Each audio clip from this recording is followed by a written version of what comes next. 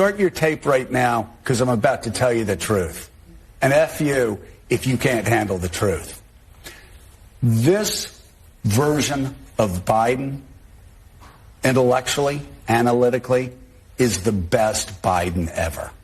And as vice president, there wasn't a single thing that I did that she couldn't do.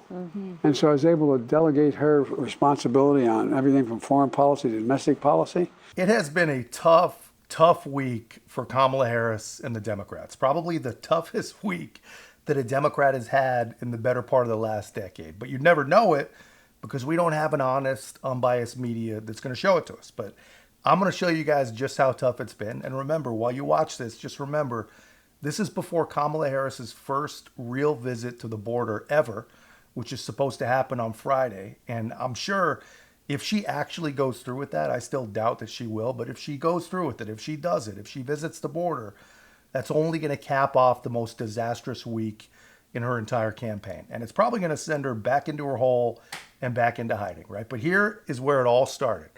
Here's where it all went bad. Nancy Pelosi scolding poor Jake Tapper about Kamala Harris's economic vision. This was never going to end well.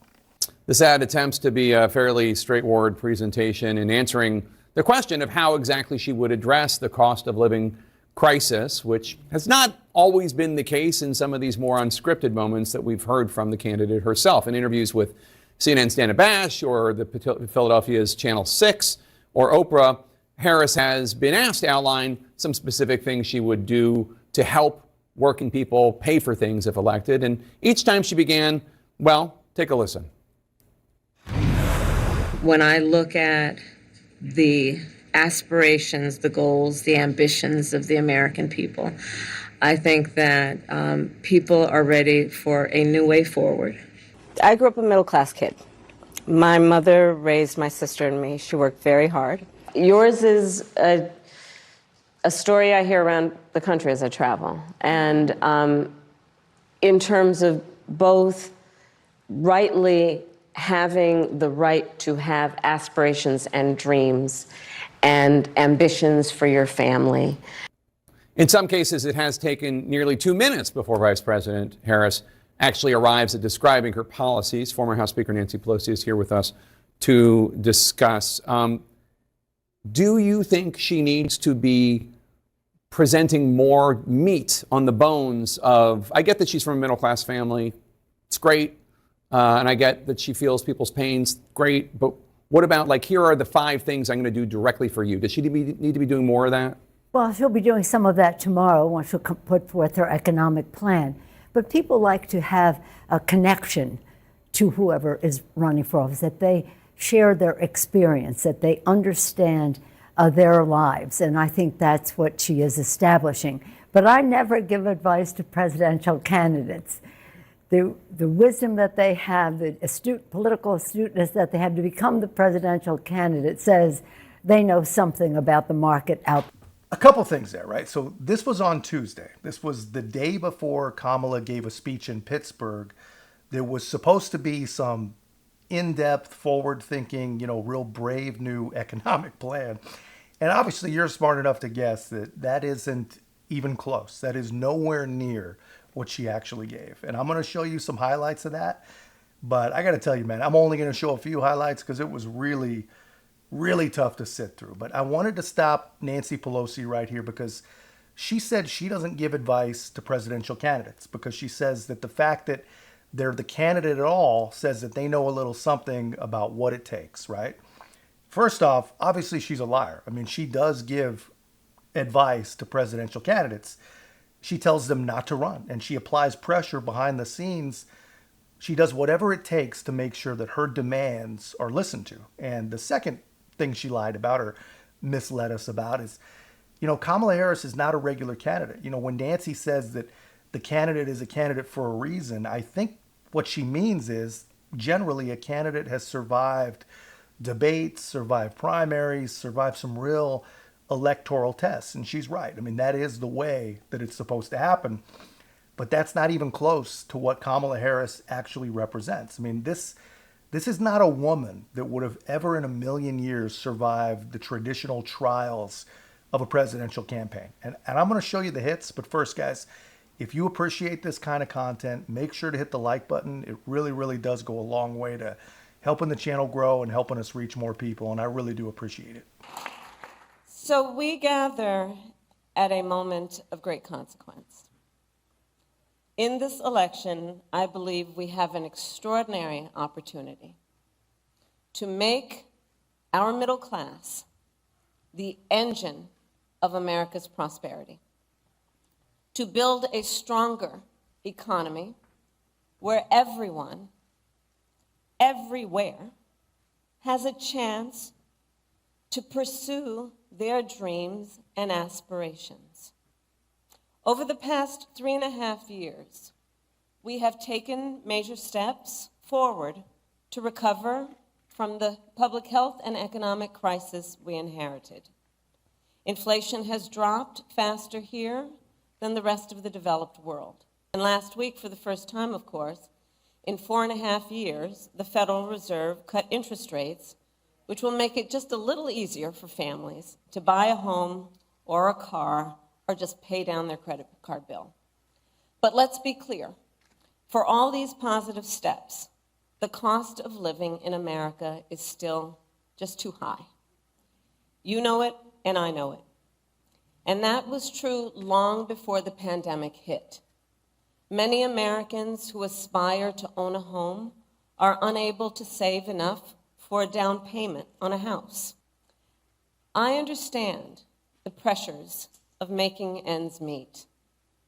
I grew up in a middle-class family, and while we were more fortunate than many, I still remember my mother sitting at that yellow Formica table.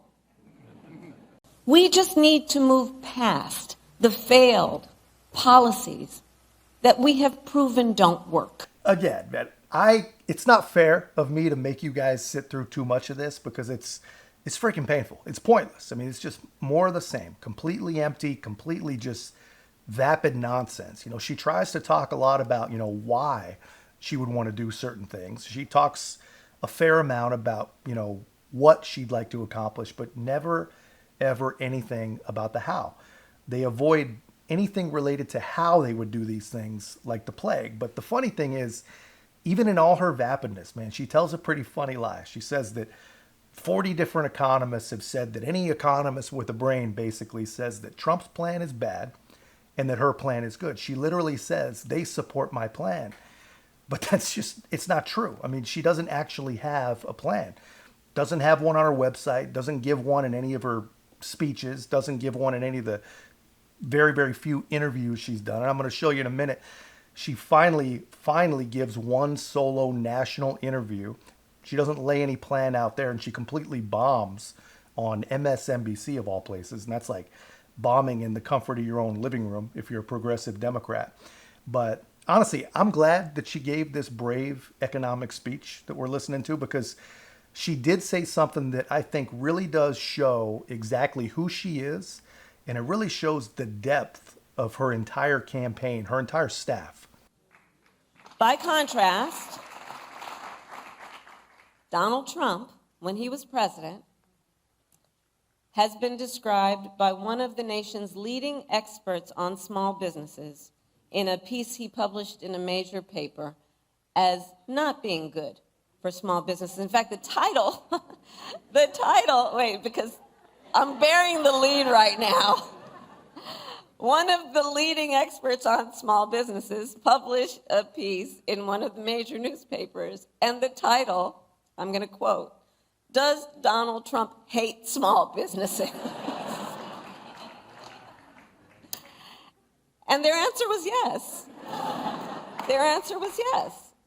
I'm actually surprised that we're not seeing this part all over the internet, but I Googled this as I was watching her because, you know, I thought it sounded a little strange that she kept talking about this article like it was some sort of top secret government document. You know, she kept repeating, you know, one of the nation's leading experts in a piece that he published. The he is important here. And we know that, you know, using the proper gender is really very important to these people. But she says that one of the nation's leading male experts on small businesses, whatever that even is, I really don't know, published a piece in a major paper. then she finally, after repeating it a couple times, finally gives us the title. She says, it's titled, Does Donald Trump Hate Small Businesses? But here's the thing, and this might seem like a minor thing, but the article really was about the proposed 2021 budget, and it's not written by anyone who's widely regarded as some sort of expert on basically anything, and it's from USA Today. And I'm not real sure if USA Today, I don't know if that's considered a major paper, but that's not even the biggest thing. To me, the most glaring thing is that this male expert that she talks about is actually a lady named Rhonda Abrams. So I don't know. I mean, here's where I'm at with this, man.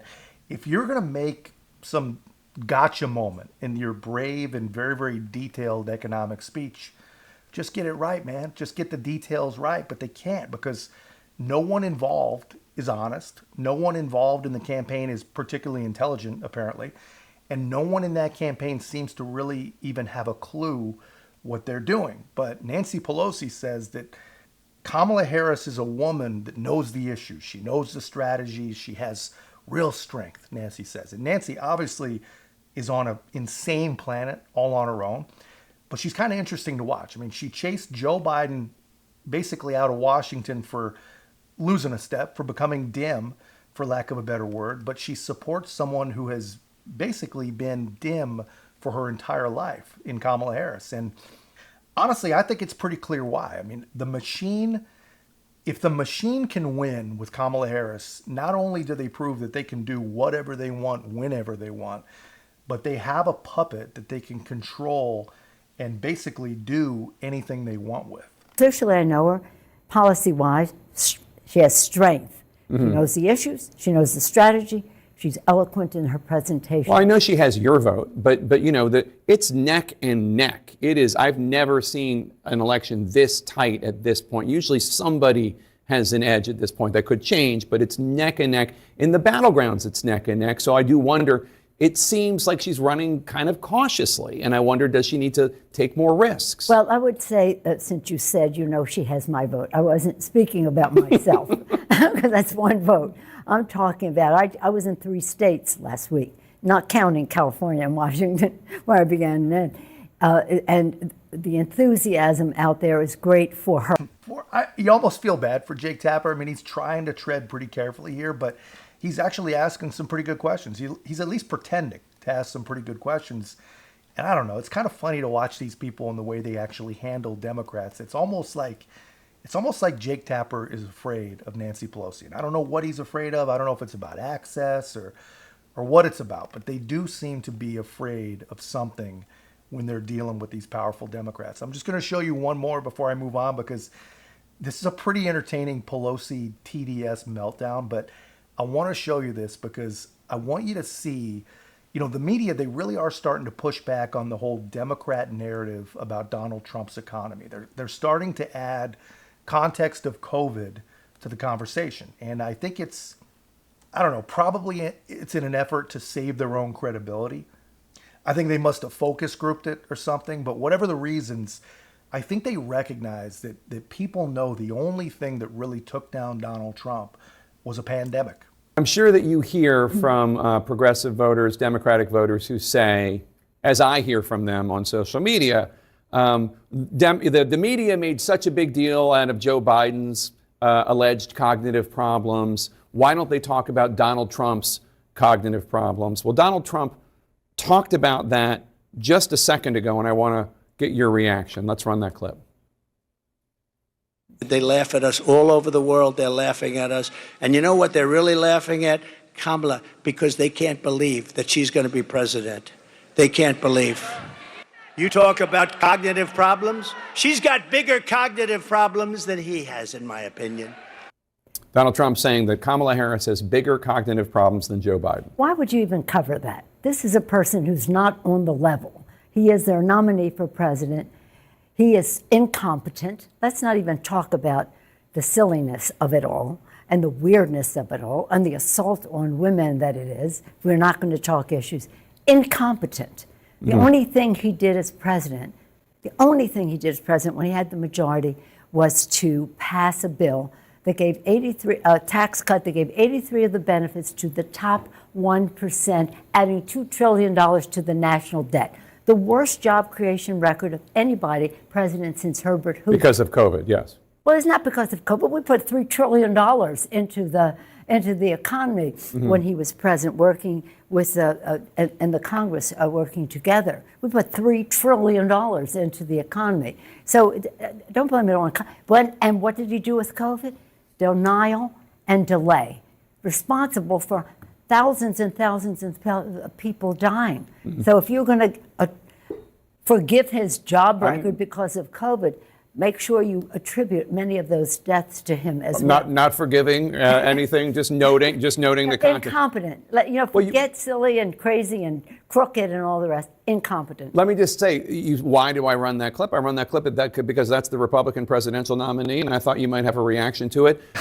I thought you'd have a reaction to it, is what Jake Tapper tells her. And he's absolutely right. I mean, she absolutely had a reaction to it. And he's right to play the clip. He played the clip because Donald Trump is looking more and more every single day like he's going to become president again. And I think Jake Tapper might actually just be hoping that Nancy Pelosi has some kind of way to stop him. But instead, she helps him. I mean, every time these people melt down, they're just another reminder to any objective-minded, critically thinking person that still, for whatever reason, watches CNN, that these people don't actually have any real solutions. And if you let these people talk long enough, they're always going to find a way to say the quiet part out loud. Some of them, it doesn't take all that long. I mean, Joe Biden went on The View.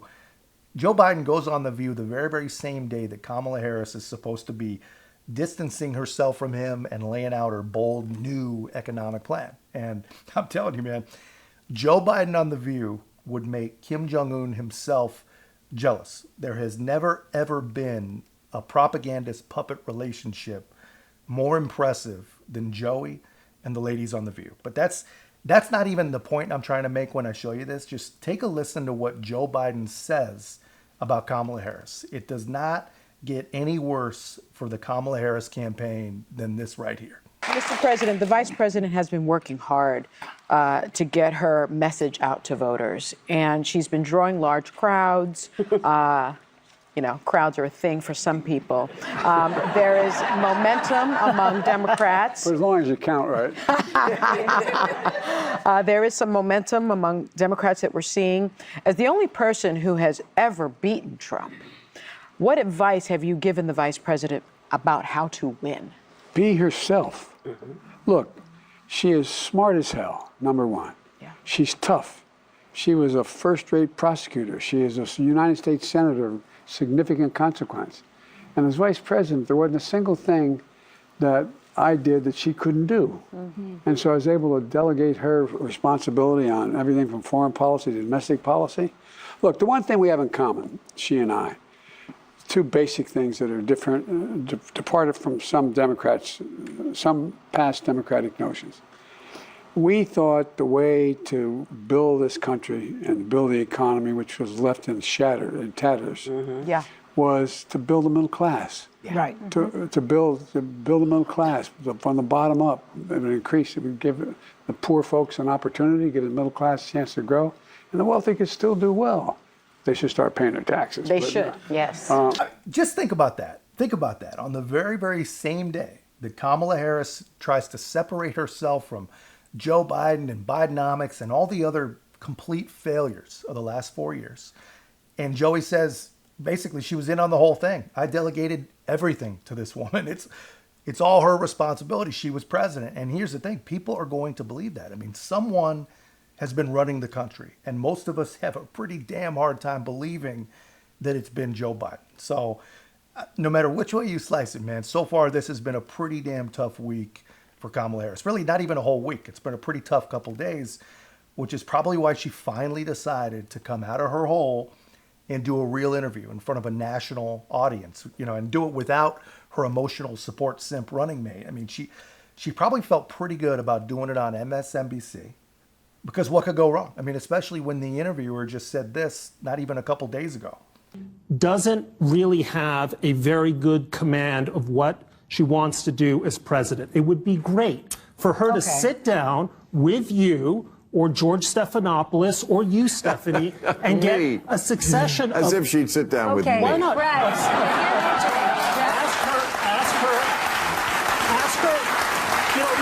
George W. Bush, 25 years ago, was asked if he could name the president of Pakistan and other people. He had no idea. And people said this guy has no command of foreign policy. And it turned out to be a prescient set of questions. It's not too much to ask Kamala, say, are you for a Palestinian state if Hamas is going to run that state?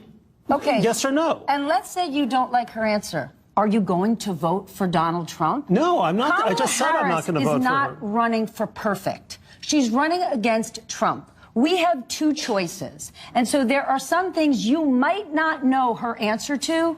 And in 2024, unlike 2016 for a lot of the American people, we know exactly what Trump will do, who he is, and the kind of threat he is to democracy. I don't know. So it's unclear to me how there could be an informed... The problem that a lot of people have with Kamala is we don't know her answer to anything, okay? But you know his answer to everything. And that's why I would never vote for him, and people shouldn't vote for him. But people also are expected to have some idea of what the program is of the person you're supposed to vote for. You're just not supposed to say, well, you have to vote for Y because X is this, that, and the other. Let's find out a little bit more. And I don't think it's a lot to ask her to sit down for a real interview as opposed to a puff piece in which she describes like her feelings of growing up in Oakland with nice lawns. Then I would just say to that, when you move to Nirvana, give me your real estate broker's number and I'll be your next door neighbor. We don't live there.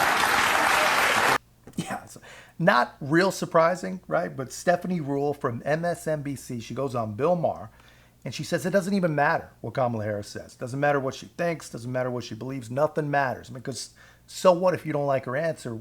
What are you going to do? You're going to be a cult member? You're going to vote for Donald Trump?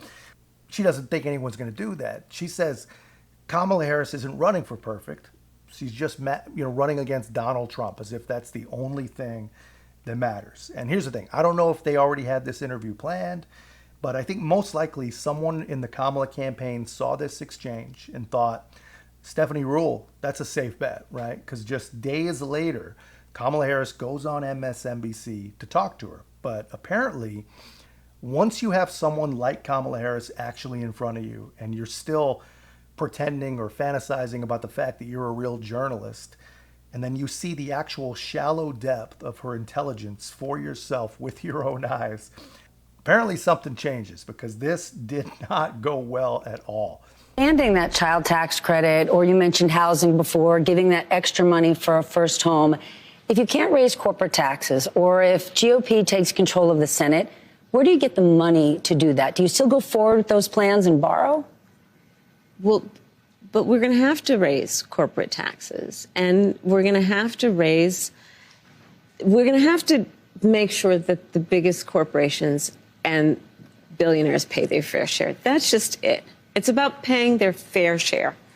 I am not mad at anyone for achieving success, but everyone should pay their fair share. And it is not right that the teachers and the firefighters that I meet every day across our country are paying a higher tax than the richest people in our country. Bill Gates just said it this week. If he was in charge of taxes, he would have paid more. But how do you find that line to make sure corporations are paying their fair share, but they're not leaving our country? Well, listen, I work with a lot of CEOs. I have spent a lot of time with CEOs, and I'm going to tell you that the business leaders who are actually part of the engine of America's economy agree that people should pay their fair share. They also agree that when we look at a plan such as mine that is about investing in the middle class, investing in new industries, investing in bringing down costs, invest in entrepreneurs like small businesses, that the overall economy is stronger and everyone benefits. Yeah, I mean, that's about how it went. And here's the thing, man. If you are a progressive Democrat and you give an interview on MSNBC, and then as soon as you leave, the network goes on to basically describe how shocked they are at your level of cluelessness, if that happens, then you are in big, big trouble. I mean, these people may as well work for the Democrat Party. And this is when you know that there is some serious, serious trouble in the Kamala campaign. Talk about that answer. I do, but here's what's a little tricky. She doesn't answer the question around if the GOP is controlling the Senate, if she can't raise corporate taxes, where is she going to get the money from, to expand the child tax credit and do all the things she wants to do? And she says, we just have to do it. And that's great, and that's a campaign promise. But the issue is, if it means we're just going to borrow again, then what we're doing is we're just never addressing the deficit. And back in the days when you were a proud Republican, debts and deficits matter.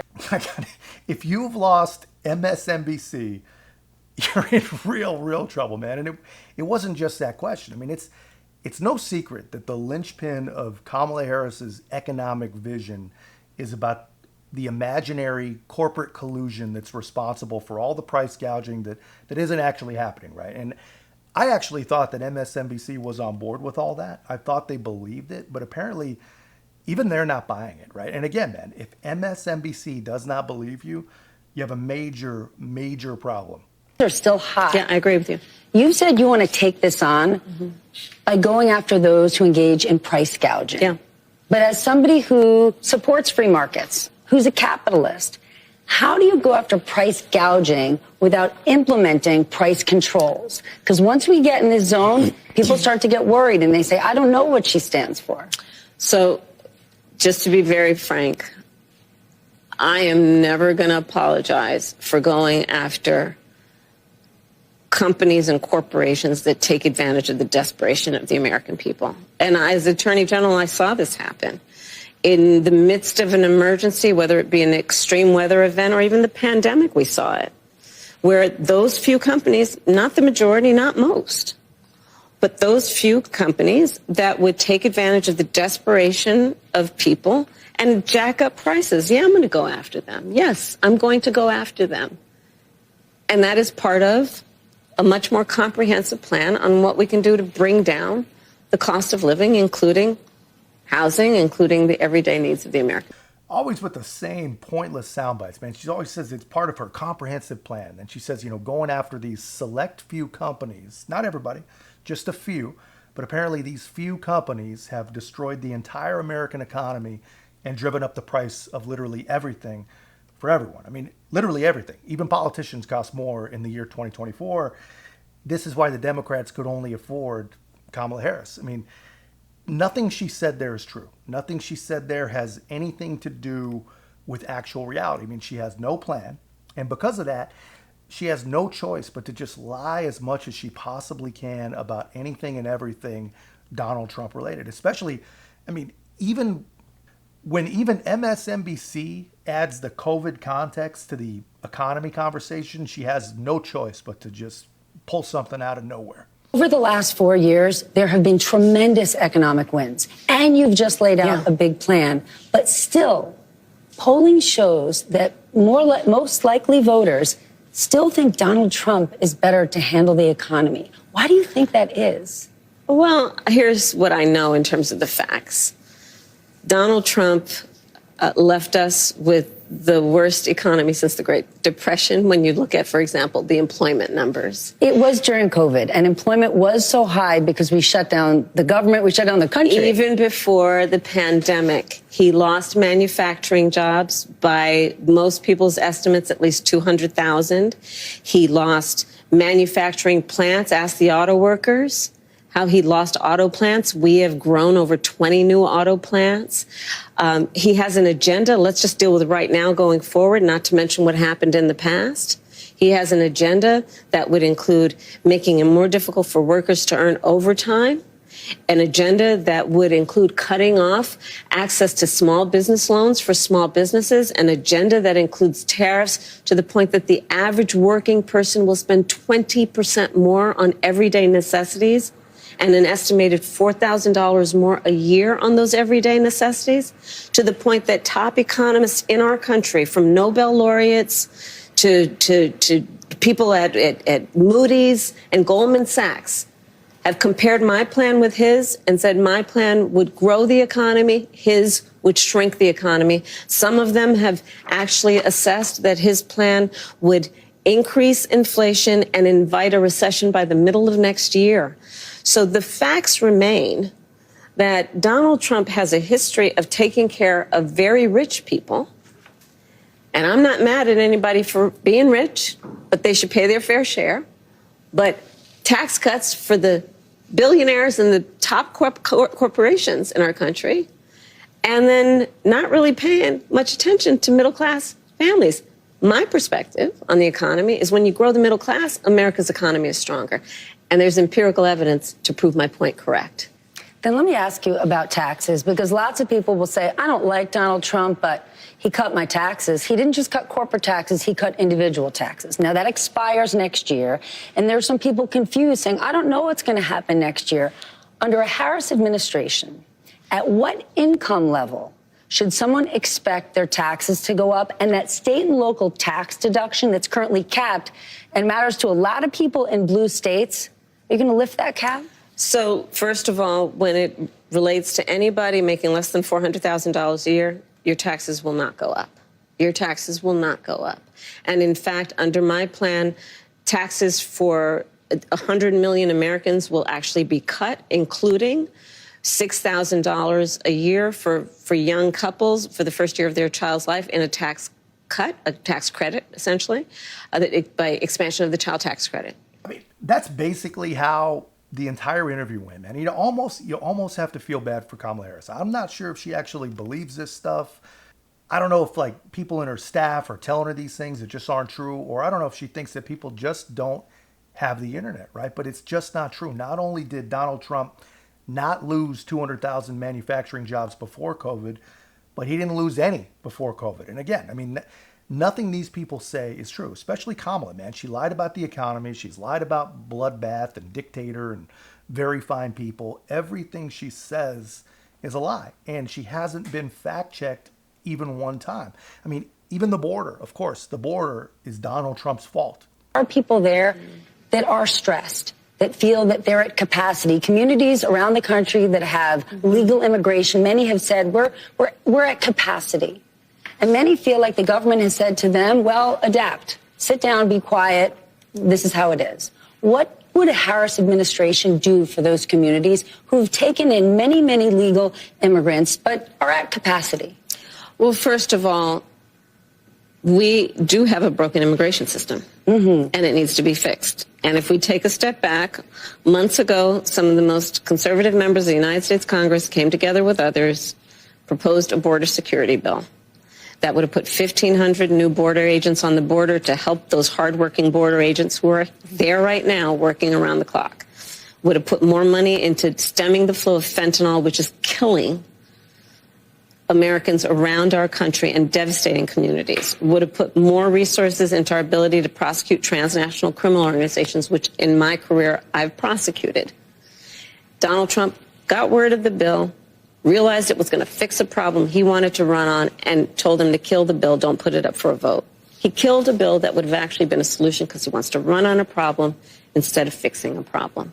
And that's part of what needs to be addressed. And my pledge is that when elected president, if the American people will have me, I will bring that bill back and I will sign it into law. And we need a comprehensive plan that includes what we need to do to fortify not only our border, but deal with the fact that we also need to create pathways for people to earn citizenship. Yeah, it's always the same, just boring, lazy, thoughtless lie, man. And everybody knows, everyone paying attention knows that our border has been a complete disaster ever since Joe Biden and Kamala Harris issued dozens and dozens and dozens of executive orders on day one of their administration. They stopped Trump's wall and they opened Trump's border. They literally got on TV and they told immigrants to surge the border.